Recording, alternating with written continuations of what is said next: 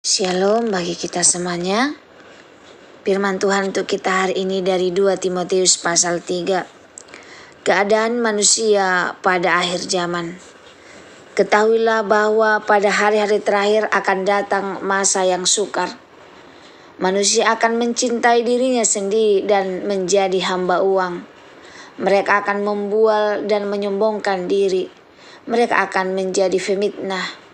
Mereka akan berontak terhadap orang tua dan tidak tahu berterima kasih, tidak mempedulikan agama, tidak tahu mengasihi, tidak mau berdamai, suka menjelekkan orang, tidak dapat mengekang diri, garang, tidak suka yang baik, suka mengkhianat, tidak berpikir panjang, berlagak tahu, lebih menuruti hawa nafsu daripada menuruti Allah. Secara lahiriah mereka menjalankan ibadah mereka, tetapi pada hakikatnya mereka memungkiri kekuatannya. Jauhilah mereka itu.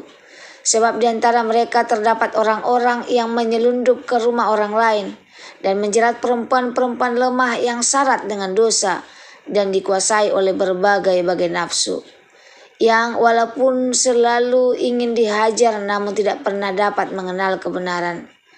Sama seperti Yanes dan Yambres menentang Musa, demikian juga mereka menentang kebenaran.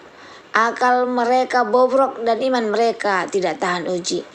Tetapi sudah pasti mereka tidak akan lebih maju, karena seperti dalam hal Yanes dan Yambres, kebodohan mereka pun akan nyata bagi semua orang. Iman bertumbuh dalam penganiayaan dan dalam pembacaan kitab suci. Tetapi engkau telah mengikuti ajaranku, cara hidupku, pendirianku, imanku, kesabaranku, kasihku, dan ketekunanku. Engkau telah ikut menderita penganiayaan dan sengsara seperti yang telah kuderita di Antiokhia dan di Ikonium dan di Listra. Semua penganiayaan itu kuderita dan Tuhan telah melepaskan aku daripadanya.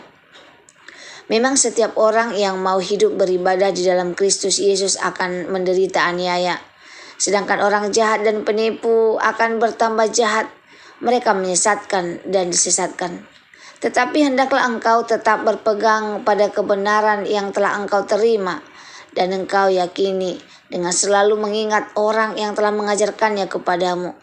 Ingatlah juga bahwa dari kecil engkau sudah mengenal kitab suci yang dapat memberi hikmat kepadamu dan menuntun engkau kepada keselamatan oleh iman kepada Yesus Kristus.